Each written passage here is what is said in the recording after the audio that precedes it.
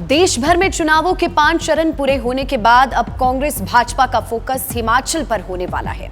एक और प्रधानमंत्री मोदी की शिमला और मंडी में रैली प्रस्तावित है, तो वहीं कांग्रेस की ओर से राहुल और प्रियंका भी कांगड़ा और मंडी में रैली कर सकते हैं।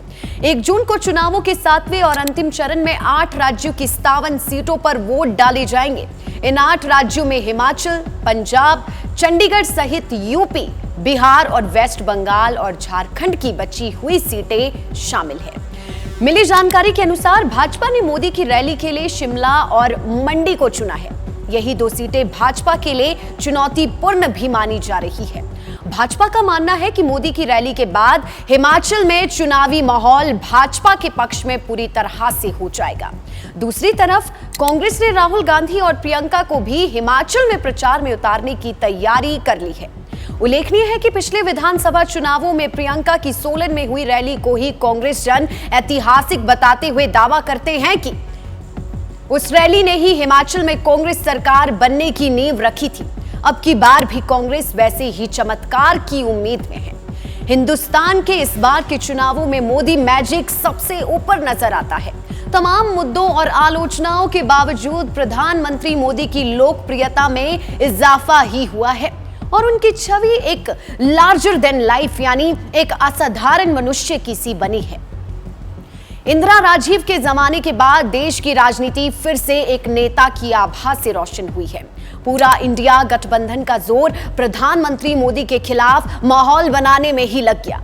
यहां यह भी रोचक है कि भाजपा ने लोकसभा के इस रण में मोदी नाम को ही रामबाण की तरह उपयोग किया। इस बार के भाजपा के घोषणा पत्र का कहीं कोई जिक्र नहीं है और ना ही कोई लोक लुभावन वादों की एक भी तहरीर प्रमुखता से रखी जा रही है। सिर्फ और सिर्फ मोदी के नाम और उनके 10 साल के काम को सामने रख भाजपा पूरे इंडिया गठबंधन के लिए चुनौती पेश कर रही है।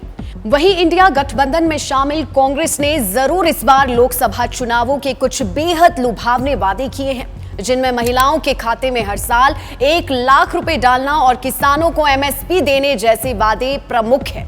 पिछले कुछ सालों में देश में गारंटियों की राजनीति का बोलबाला रहा है और भाजपा, कांग्रेस और आम आदमी पार्टी जैसे दल गारंटी देकर वोट मांग रही हैं। कुछ हद तक गारंटी का ये फॉर्मूला सफल भी है। इसी फॉर्मूले ने दिल्ली में आम आदमी पार्टी की सरकार बनाई। हिमाचल में कांग्रेस की सरकार भी गारंटियों के बूते बनी और अब लोकसभा चुनावों में भाजपा मोदी की गारंटी के नाम पर वोट मांग रही है।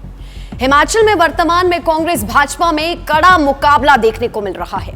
इसका कारण पिछले दिनों हुए दल बदल के एपिसोड को भी माना जा रहा है। मोदी मैजिक के बावजूद मुख्यमंत्री सुक्खू के नेतृत्व में हिमाचल कांग्रेस आक्रामकता से भाजपा का मुकाबला कर रही है।